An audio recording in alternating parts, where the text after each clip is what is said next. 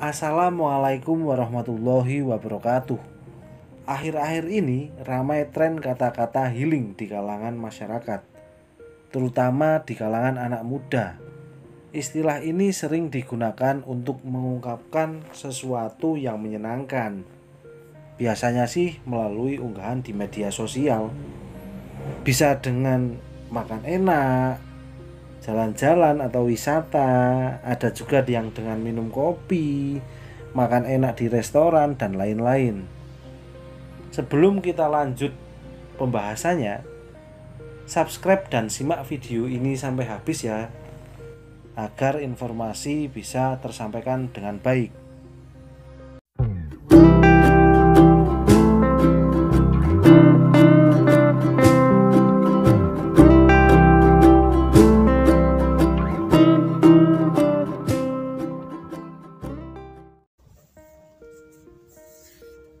Kita sering sekali mendengar atau membaca kata-kata healing.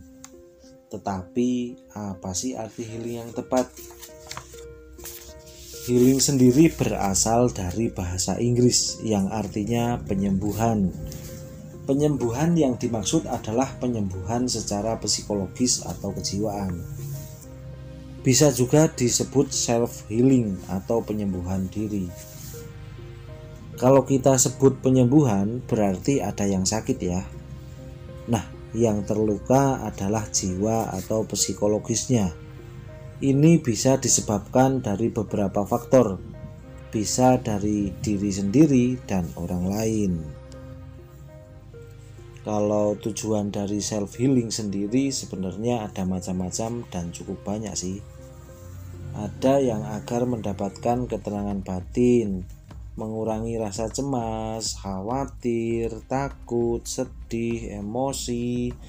Ada juga untuk memahami diri sendiri, menerima ketidaksempurnaan, membentuk pikiran positif dari apa yang terjadi, dan lain-lain.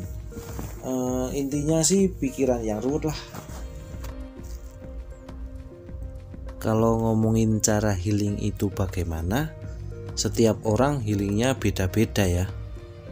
Seperti yang tadi sudah disebutkan di depan, ada yang dengan cara jalan-jalan, ada yang nongkrong, minum kopi, makan enak, dan lain-lain. Semuanya tidak ada yang salah, tapi perlu diingat, jangan healing terus, boros. Kata Koma punya saran nih sahabat, bagaimana cara healing yang tepat biar tidak hanya ikut-ikutan kata orang. Yang pertama adalah pahamilah diri sendiri. Di sisi lain, orang bisa dengan mudah memahami perasaan orang lain, namun tidak dengan dirinya sendiri. Karena itulah, untuk memulai healing, cobalah untuk memahami dirimu sendiri.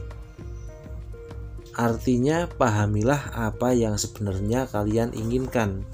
Jujur pada diri sendiri bisa jadi cara termudah untuk memulai penyembuhan diri.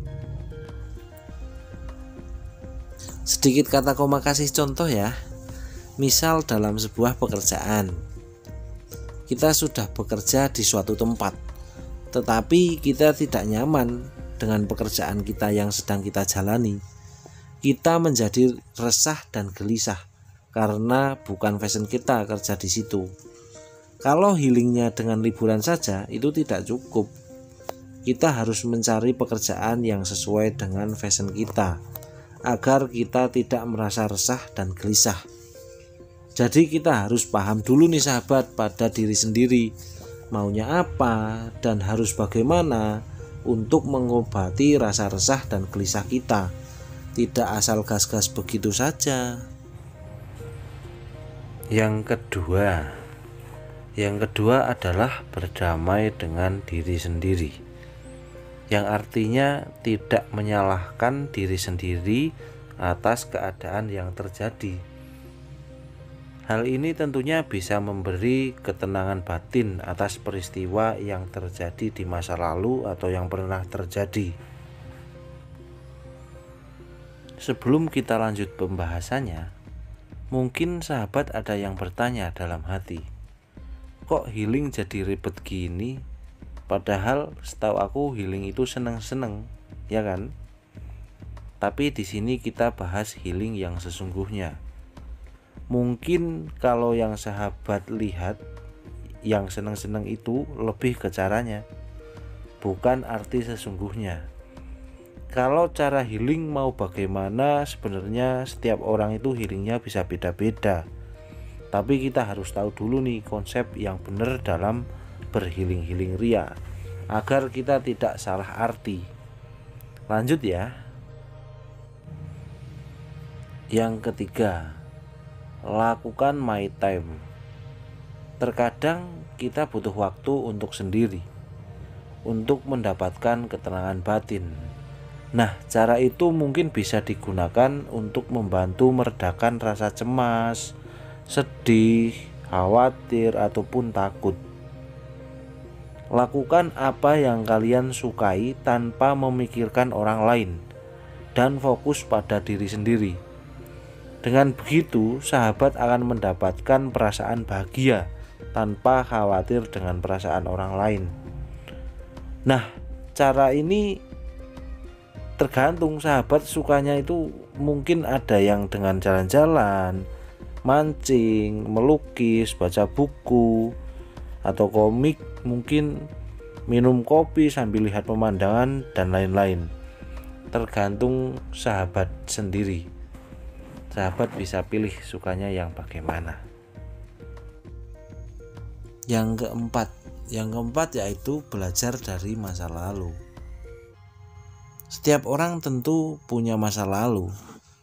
Dari masa lalu ini pula kita bisa menjadi pribadi yang lebih baik. Artinya untuk menerapkan healing, berusahalah menempatkan masa lalu pada tempatnya sebagai pembelajaran, bukan sebagai penyesalan. Yang terakhir atau yang kelima adalah dengan cara meditasi. Meditasi bisa dilakukan dalam suasana santai dan tenang, yang bertujuan untuk menenangkan pikiran dan tubuh kita. Kalau cara meditasi itu mungkin sahabat sudah tahu, yang pas untuk sahabat sendiri itu mau model bagaimana. Nah, ini semua tips atau konsep dasar dari kata koma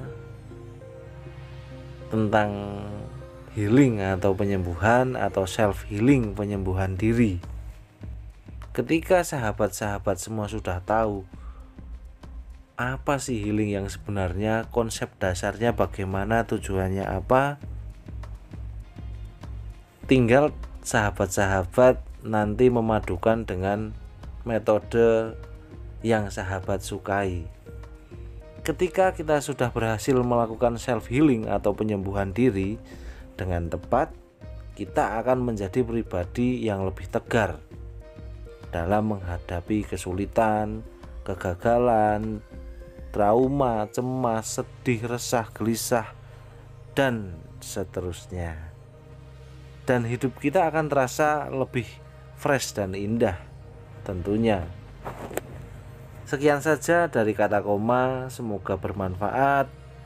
Wassalamualaikum warahmatullahi wabarakatuh.